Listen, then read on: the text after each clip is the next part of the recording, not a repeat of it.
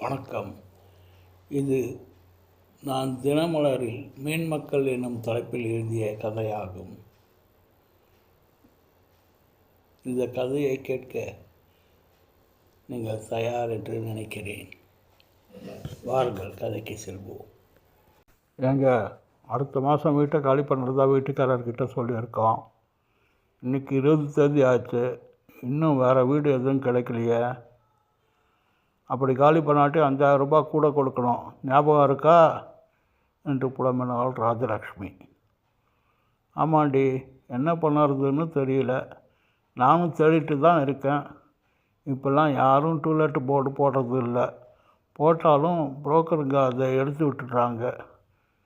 சரிவா, இன்றைக்கி ஞாயிற்றுக்கிழமையாக இருக்குது, 4-5 தெரு சுற்றிட்டு வருவோம் என்று மனைவி ராஜலக்ஷ்மியுடன் கிளம்பினார் ராமன்.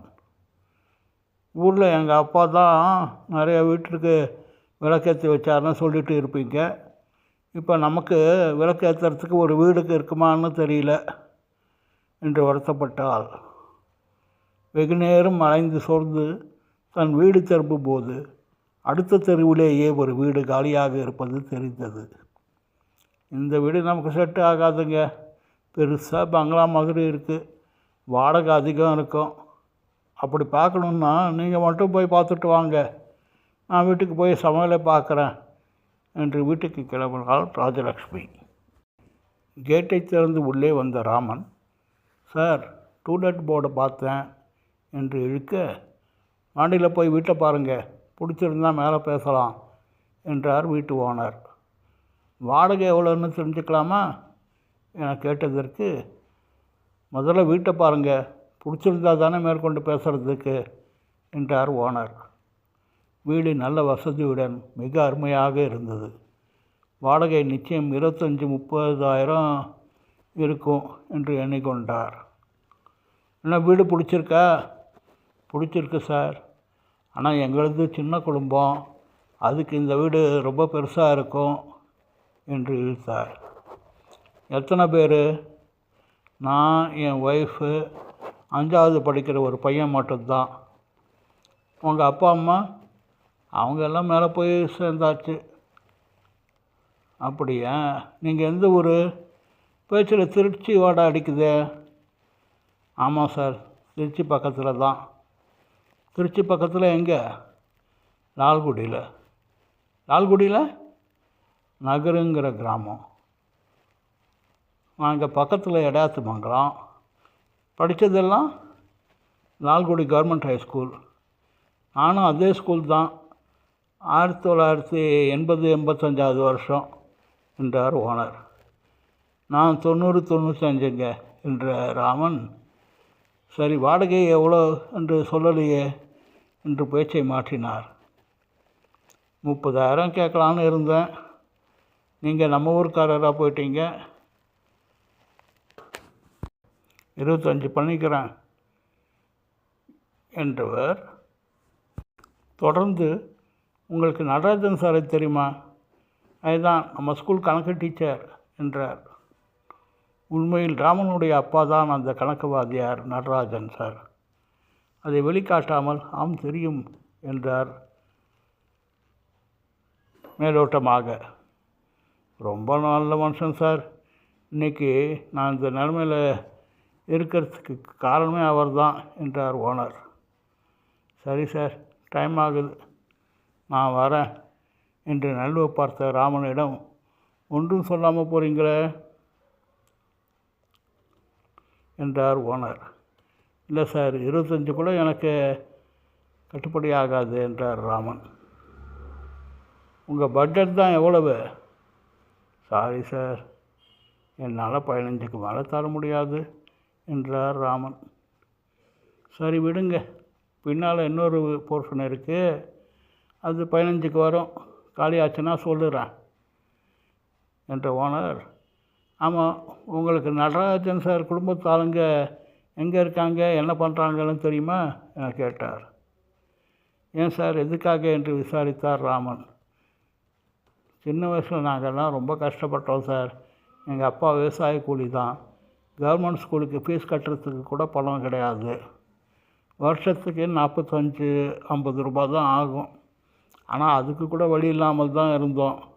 எனக்காக வருஷம் அந்த ஃபீஸை கட்டினது நடராஜன் சார் தான். என்னை போல் 10-15 பசங்களுக்கு அவர் தான் ஃபீஸ் கட்டினார். நல்ல வசதியானவரோ என்றார் ராமன். அதெல்லாம் இல்லைங்க, வேஷ்டி தான் கட்டிப்பார், காலுக்கு செருப்பு கூட போட்டுக்க மாட்டார். தான் செலவுகளை குறைச்சி சிக்கனமாக இருந்து ஏழை பசங்களுக்கு உதவி செஞ்சார். அதுக்கு மேலே எங்களுக்கு இலவசமாக ஸ்பெஷல் டியூஷன் எடுத்து நல்ல மார்க் வாங்க வச்சார். அப்புறம் நான் ஸ்காலர்ஷிப் வாங்கி பட்டணம் போய் காலேஜ் முடித்து இங்கேயே பேங்க்கில் வேலைக்கு சேர்ந்து இப்போ மேனேஜர் ஆகிட்டேன். படிக்கும்போது அவரோட அருமை தெரியல, யாரோ பணம் தராங்க ஏதோ படிக்கிறோன்னு இருந்துட்டேன். இப்போ என் பையனுக்கு ஸ்கூல் ஃபீஸு, இங்கிலீஷ் டியூஷனு, கணக்கு டியூஷன், அது இதுன்னு தனியாக பணம் கட்டும்போது தான் அவரோட அருமை தெரியுது.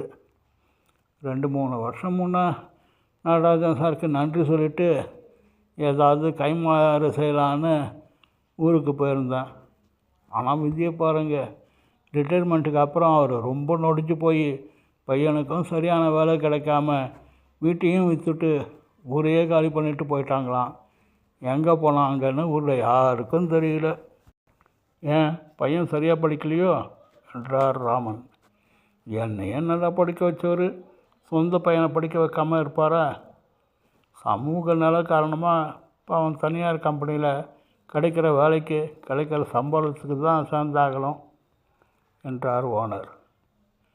நானும் விசாரித்து பார்க்குறேன், ஏதாவது விவரம் தெரிஞ்சால் உங்களுக்கு தெரிவிக்கிறேன்.